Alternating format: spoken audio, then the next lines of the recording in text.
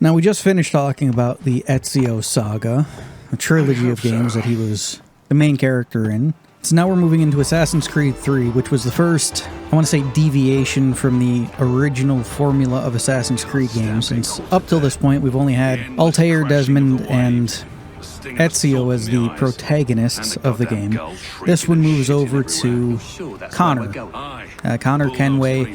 He also has the name of, if I pronounce this incorrectly, my bad, but from what I can tell, it's pronounced Radahangado. I'm just going to call him Connor. It's easier that way. Now, while we have the new protagonist, we also have a new, more familiar setting to a lot of the players of Assassin's Creed, which is the colonial Americas. Although it's given to us in a unique lens of Connor being Native American. No, half Native American, but that's kind of how that goes. It takes on, and I think this is what makes, how to explain this, the reason many people did not like it compared to Ezio and his games was that this game tried to be more serious right off the bat, more dark and gritty, and that sort of thing, when these games have to strike a contrast between one point in time you're helping someone do something really fucking stupid and kind of funny, and then it's extremely emotional and serious, and then this other weird funny shit happens, and then it's just how the Assassin's Creed games were supposed to be, in my opinion. Don't get me wrong, it's not all like super happy, chipper shit all the time either. It's something normal and or funny and or misunderstanding, like in the beginning of Assassin's Creed Brotherhood, when Ezio comes back and they're planning for his sister's party or a festival or something at their villa, and a lady randomly has him pick up boxes and carry them around, not knowing who he is, and he eventually responds with a quip, and yeah, it's stuff like that that makes it Assassin's Creed to a lot of people. And Connor Kenway, especially when I was younger and first played this game, was just bland.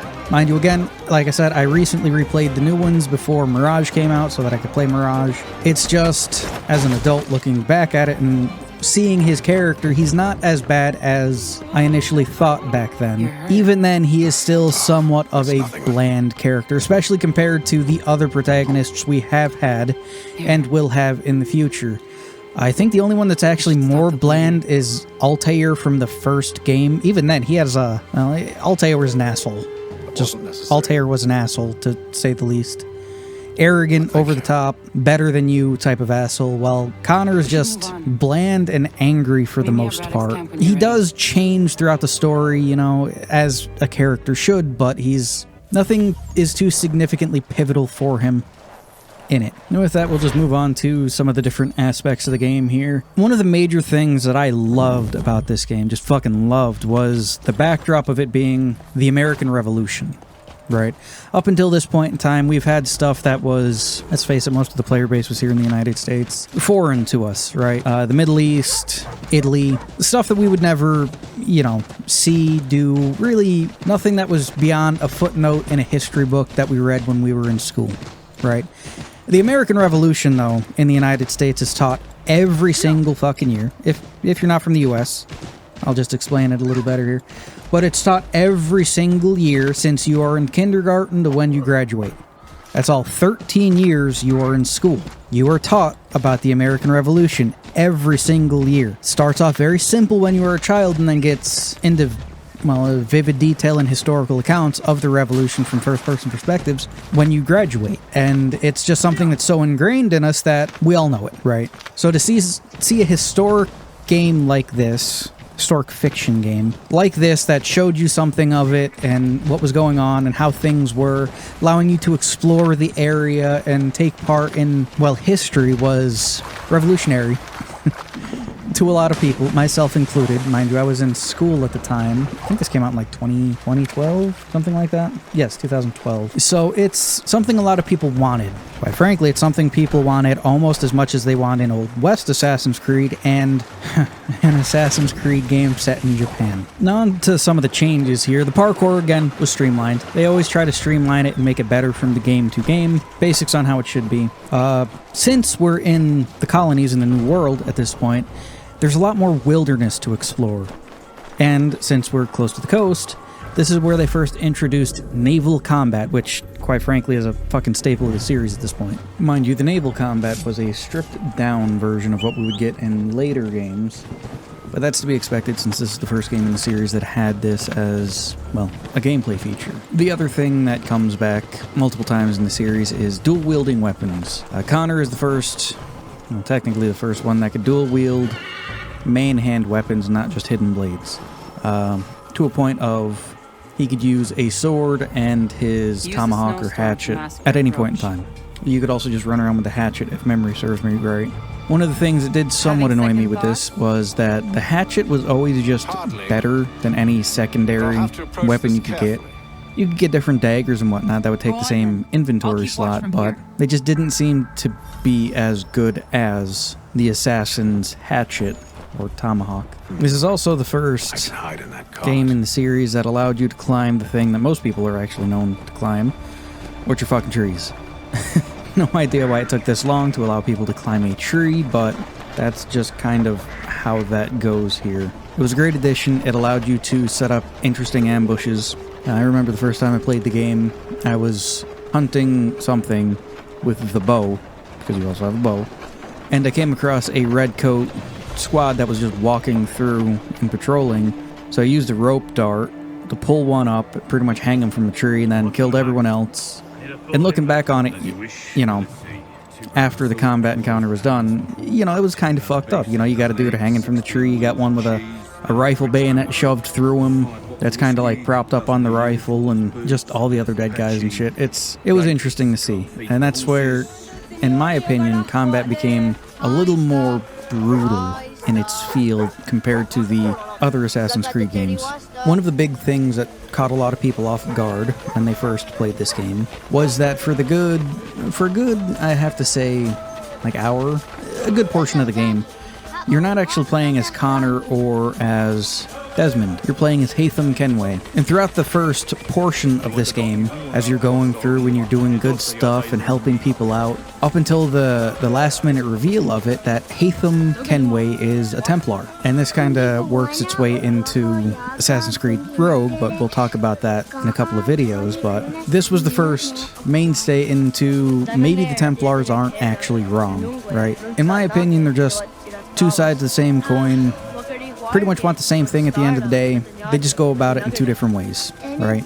And as the games show later, specifically Rogue, the assassins have to be able to put up a fight against the Templars, otherwise the Templars would have just steamrolled them centuries ago and won. And the only way they could do that is if they had businesses getting them money and had feet on the ground and intelligence gathering networks and pretty much the exact same stuff the Templars do, the assassins also do. And this is the first hint at that, right? That they're not just terrible people out to fucking kill and destroy everything. From the death sequences of, well, all the other Assassin's Creed games up to this point, the ones that you take out are, they believe themselves to be doing good. Same could be said for the assassins. And this brings us back to the modern day story. And I'm going to touch on it here because I haven't really touched on it in the other ones. The modern day story from Assassin's Creed through Assassin's Creed Revelations has been building to this point in Assassin's Creed 3. At the end of Revelations, when you finally come out of the coma as Desmond, you're at the Grand Temple, and when you're in the Grand Temple, you have to explore around inside. It's an Isu temple, mind you. You have to explore around inside, find different items to power up the whole facility, and you have to relive Connor's memories so that you can find the key. So you can then get further into the temple to this altar beyond an energy barrier, right?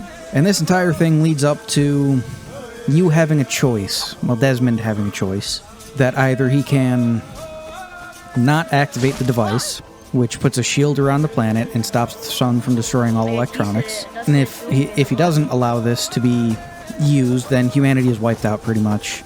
He comes out from the cave, helps guide people into a new age, is worshipped as a god and shit, and then the Templars use him as a figurehead and all that shit. But if he does activate the device, he lets out the consciousness of one of the Isu that's been trapped in the place. Juno, I do believe it is. So that she can go into the gray, the internet, and just kind of hang out before she's able to get herself a body. right? She pretty much wants to subjugate humanity. There's a bunch of other shit that has to do with it. It's sad that they finished the fucking story for it in a comic book. Neither here nor there on that. At the end of the day, he decides to sacrifice himself to activate the machine to save humanity. Cool. That's the end of Desmond's story until Assassin's Creed Valhalla, which I'll talk about that when I get to Valhalla. Now we'll move on to pretty much how it was received by people. People, myself included, loved how technically, words weird, advanced the gameplay was. It was more fluid, like I said, it felt more harsh and brutal in gameplay. It's just, the pacing of the game itself was off. And like I said before, Connor's just not as charismatic as Ezio was. Mind you, we had 3 games of Ezio to build him up to the character, to who he was, you know. We only have one game of Connor. Not even a full game of Connor, because we played as Haytham for a good part of it. Although this did mark a transitory point, or transitioning point, for Ubisoft.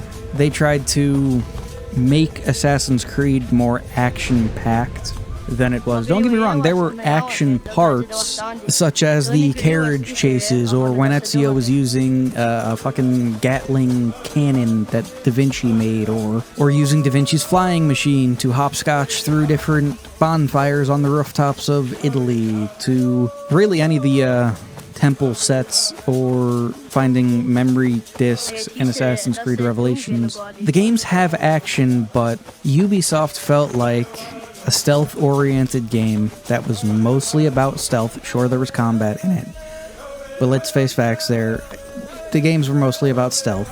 Just weren't doing it anymore, so they wanted to pivot into something that was just more action-packed. And that pivot gave us, as most would say, the best Assassin's Creed game ever made, in Assassin's Creed 4 Black Flag.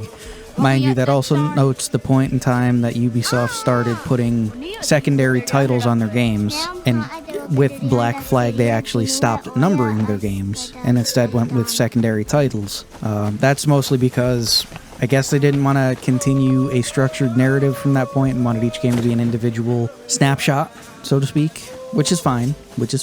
It's just, without the overarching structure to just to thread everything together. I think the game suffered from this point on because of it. That's pretty much all I wanted to talk about when it comes to Assassin's Creed 3. And next, I'll be talking about Assassin's Creed 4 Black Flag, and the golden age of piracy that it was set in.